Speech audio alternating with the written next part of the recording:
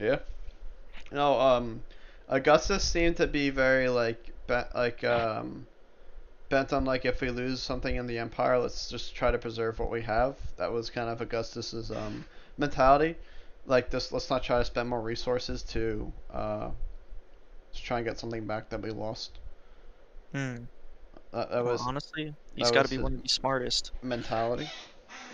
Very It's smart. honestly not a terrible idea because I mean at that point it's like why are we gonna go back into the woods? And it's interesting, like the Roman economy was very expansionist. Like their whole thing was let's expand, let's expand, let's expand. Man, that ended up absolutely destroying them in the end. Expansionist economies just do not work. They've been proven to not work. They really just do not work. Yeah, I guess. Because I mean, look at the fail. I guess. I mean, could you really argue that though? Because I mean, if you do look at how long Rome lasted.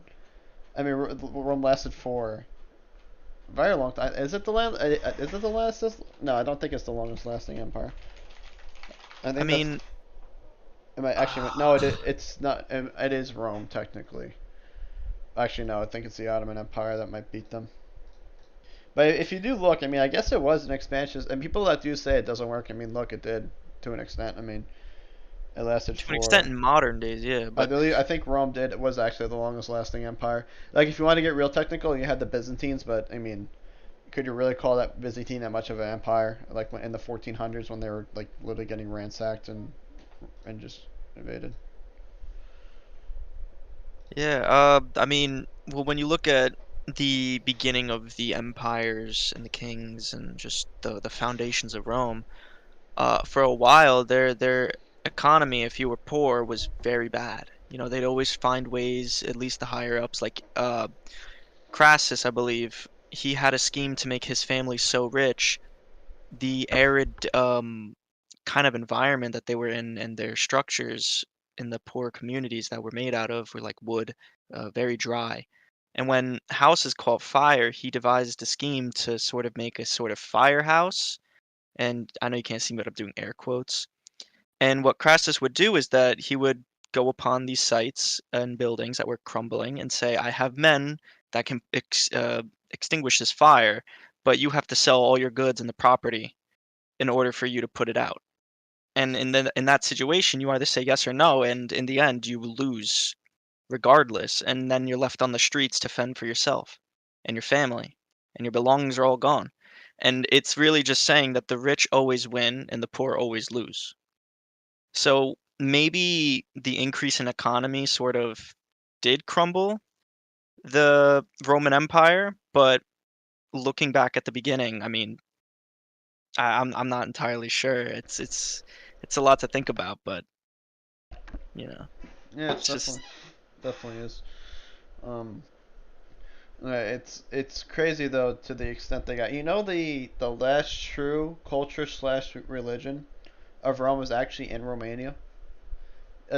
It's kind of crazy, but like the last true traditions that are followed in very small parts of Romania, sorry, in Rome, Roman tradition is actually in Romania. Um, I if mean, you, it's kind of no surprise because if it originated there, of it's a course they took very stuff from other cultures, but they incorporated it into their own and made it their own. And I mean, from where it birthed to where it lies now, I mean, it's no surprise. I wouldn't imagine it being so widespread as it is, like Christianity and Judaism and yeah. Well, people don't realize like wherever Rome went, a lot of soldiers would retire and they would go retire into all this newly conquered land, so they would end up bringing a lot of their religion, culture, and traditions to these places. Like if you actually look, it's interesting how much influence Latin culture has actually spread. Like Spain was like if it was not for the Romans that like France wouldn't exist. Spain wouldn't exist. Like if honestly, if the Romans didn't go into France, we probably would see a super Germany annex with like France. Like we'd see like Germany mm, would be French. Like because in reality, French is like is Latin, right? It that came from the Romans coming in, literally like genociding and pretty much colonizing all of Gaul and pretty much changing the entire culture. That came from the mm. Romans, so it would be interesting if Rome didn't do what it did. The level of like different like cultures and like religions would be like crazy. It would be crazy. We're literally talking just an entire different map. No England because there's really no reason for people to flee um, mainland Europe. There's no Romans breathing on the Germans' necks. So maybe some of them do integrate, but it's not like to the level of like okay, it's a whole Anglo-Saxon culture that's like in Britain and also in Germany. Um, Hmm. it's definitely interesting. Like what could have the outcome been if it wasn't for the Romans? It would have been a whole crazy different scenario. Like imagine a massive super Germany. I mean, it probably would be a different idea of Germany than we have today, but like a more Celtic, I guess, tradition. But it'd be completely different. Something completely unrecognizable, because the whole idea of Germany doesn't even come from native like Northern Germans. It comes from Southern Germans, which is the Teutonic Order in Prussia, and that's a whole other Hmm. thing for another day. Um, something. It's and how much do you know about Marcus Aurelius? I gotta check it out, man. So Marcus Aurelius is often so I'm reading his books right now. Meditations. It's a very interesting book. He was a he was he's like not the first person to have Stoicism, but he's like a big Roman Stoic. He wrote his own books. He was a Roman emperor, lived an incredibly he was not only was he head of like a whole Roman court and he was an emperor, but he lived an incredibly simple life and administrated the empire pretty well. He doesn't get a lot of he does get a lot of credit, but he doesn't get a lot of attention that he actually should deserve because he's often overshadowed by like someone like Julius or Augustus for obvious reasons.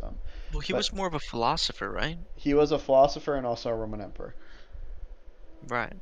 Um, I he mean, wrote he came up with the whole idea of Roman Stoicism and how and he also helped popularize the idea of how things are just the way they are, and you shouldn't get mad over reality because it only make things worse. Just accept it and move on and try to better things and be a good man. That was essentially a stoicism.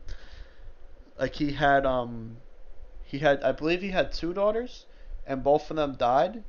And even then, like he showed no emotion and was just very like it is what it is. Like I've accepted it. Like that's to the degree of like stoic that he was, which is kind of insane. Maybe a little bit too much, but definitely interesting to say the least. yeah, I mean, for him to still his mind in such a state, he'd really have to kind of just break down the facts. I mean, he is a very significant minded person, and when you compare him to other emperors, like Crassus and Caesar, um, he was more of like a brains and philosopher versus a bronze type of man. So, I mean, although he has done a few campaigns, you can really see that the mind of this man, Aurelius, is incredible. He had a lot of time to really reflect on his just the basic human the mind, how it functions, and really incorporate his own principle, and his perception of life kind of just transformed. To this day, a lot of people like yourself just marvel at just the amount of thought that this man put into just basic life. So, I mean, of course, you have a lot of men sort of similar to Aurelius's sort of mindset or niche, is that a lot of those men in the past really focused on philosophy and the mind and trying to understand what the world provides for them and how they can sort of wrap their head around it and understand, which is very, very beautiful. Honestly, I think today's philosophy versus the past philosophy is incredible. Um, just because like we know so much more today, but in the past, like they were just starting to touch upon this, and it's almost like an enlightenment feeling when you read passages from these men in the past. Like, damn, like they really had a different mind to what they were thinking. Yeah, my favorite quote from Marcus Aurelius. It's actually on the back of his book that I'm reading right now, which I really do love this book. This quote, his best quote in my one of his best. He has a lot of really just absolutely stunning quotes you can adhere to as a person. The best way of avenging thyself is to not become like the wrongdoer. So essentially, if you get wrong, don't do wrong because you're just as guilty as the person that did wrong to you as well. And I feel like that quote can also be like a double meaning. Like, if you were wronged, don't repeat what the wrongdoer did, basically. Like, because then you'll cause like a chain reaction. If you Hmm. wrongdo the same person with the same method, they're gonna wrongdo the same person with the same method. Right. And it's just a never-ending chain of wrongdoings and hate and immoral, actions, which is one thing that he probably did not believe in, or most likely did not believe in, and that's just a very important lesson that a lot of people can actually learn from today. So I believe a lot of people should be reading up on history because you can learn a lot from it. Yeah, yeah. It's interesting. What he what he says about life. Like he said he's God fearing because in the books he does talk about gods and how he does thank the gods for putting him in these circumstances for him to be that way. He says like life is like a journey, and eventually you eventually you embark on a ship. This is essentially his view on life. Kind of, you just embark on a ship. It's a journey, and eventually you depart into the next life or nothing. That's the way he kind of viewed life as. And he viewed it as when it's your time to go. It's your time to go. That's it. It is what it is. You can't control it. He thinks that like life is just life, and you just have to come to terms with the cards that you're dealt. He believed in more of the you can be dealt shitty cards, but you can play them well. You can be dealt amazing cards, but if you play them like shit, you're gonna have shit. That was his whole outlook on life, and then also he also says a lot in his book that you should be giving money to the poor and to public works, not because it's perceived as a good thing. You should do it because it is a good thing, and that you're just bettering society. Don't do it because you want to be perceived as this good person. Do it to be a good Hmm. person, and also just be a good man yourself, and to do things the right way. That's the way he viewed life pretty much. And then I wish. he was also very progressive for his time too. As a Roman emperor, he wasn't like really that racist. He like a lot of Romans had their um, he had like this sense, like a lot of Romans had this sense of superiority.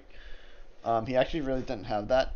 If you're useful to the empire, he would use you because I believe Rome was in one of the crises actually when he took over, and he ended up like completely fixing the entire Rome economy and like saving it from another massive crisis. So he definitely was a brilliant emperor to say the least. Doesn't really get that much credit though. It's kind of sad because I think he just gets so overshadowed by Julius and Augustus Caesar. Yeah. Well, I mean, I feel like Aurelius tried to help Rome and its citizens more than it tried to bolster Rome's military might and power, like Crassus and Caesar did. um, which is probably why he doesn't get as much fame because when we think of Rome, we think of power, we think of, soldiers, we think of gladiators, we think of strong, brilliant-minded men. But when you think of like Aurelius, you think of like a philosopher, a man that can touch base with any man of any race, of any color, and can just think deep thoughts, pretty much. So I feel like that's probably why he doesn't get that much credibility. But in the end, I mean, what even when we read up on him today, he's a brilliant mind nonetheless, even if he didn't have that much military might or campaigns. I mean, he and he genuinely did fix a lot of problems, which a lot of people should be reading up on and taking into account. But yeah, a lot of people just hear stories of Julius Caesar and Crassus and all these other people that just, you know, kill and conquer. Another another another good emperor was actually a similar name to Aurelius. He often gets mixed up. People don't realize Aurelian. He's an interesting emperor. So he took emperorship during I believe the fourth or fifth crisis of Rome. A lot of crises Rome. Rome never fucking stops with the crises. They're always fucking going into fucking anyway. Rome just had I believe it was just Italy, and Greece, and Aurelian he took over. He pretty much he defeated Gaul, defeated the civil war in Italy, and he took like northern Spain back. He was able to pretty much rebuild the empire to its like borders in the matter I believe like 4 or 5 years. after this winning battle after battle after battle, and it was crazy. He was getting ready for a campaign in the east, and as he was getting ready, he got killed by his generals, and we ended up finding out the reason why. There was a note that he sent to someone, and someone misinterpreted what the note said. They thought he was marking his generals for death, even though it was an order to do something. So the generals thought they were getting ready to be killed, and they ended up coup d'étating him and essentially killing him. Whoa. Okay, that's actually crazy. Like just a simple slip of the tongue can take down a great man like that. I Yeah, mean, for him to yeah. rebuild the entire empire and just for him to get pretty much killed or assassinated by his own like men is just an incredible thought to just pass by. I mean, that's crazy. I did not know that. Yeah, no, he literally I think it was 5 or 7 years old. On I think he had a really short reign. Short but powerful, man. I mean, imagine if he was still alive.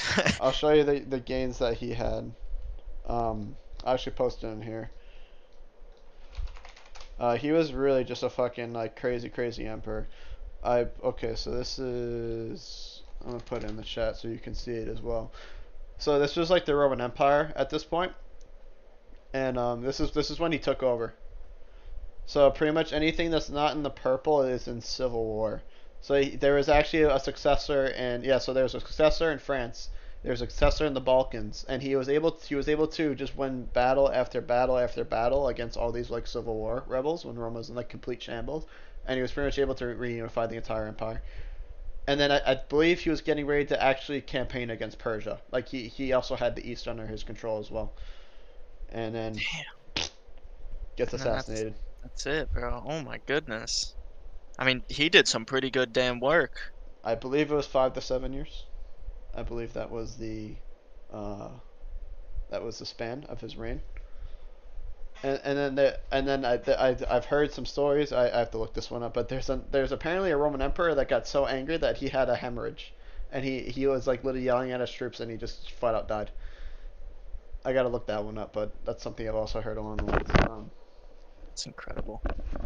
I've always liked history. History, I feel like it's so much more deeper. There's like if you look at a lot of TV shows like Game of Thrones, for example, a very pivotal show before season 8 and 7. We don't talk about those seasons. Fucking terrible seasons.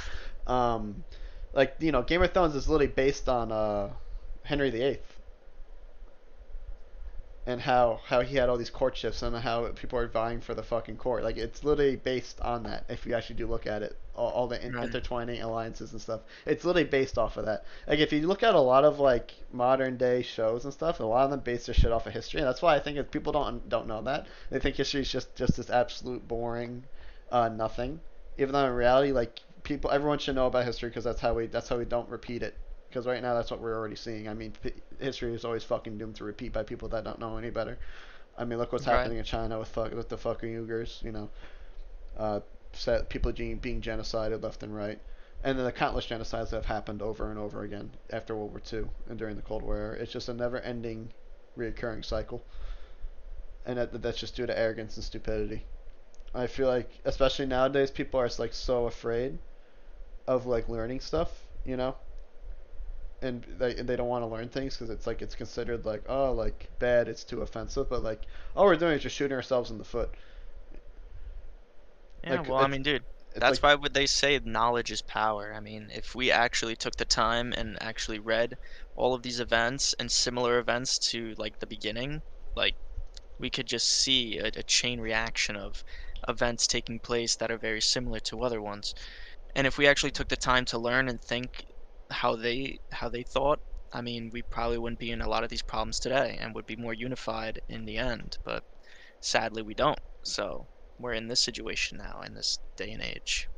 that's why I just like looking at Roman history. It really is just like even history from like the ancient era, and then like right around where Crisis Point. Even then, that history you can still correlate with today. I mean, if you literally look at this map, literally look at if you look at the map, like it's crazy. Like look at the map of France, like the in the purple.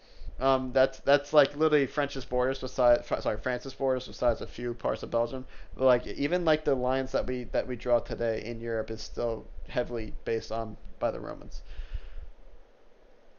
And it's crazy to think about is that even at the end of the Roman Empire, barely any of that changed.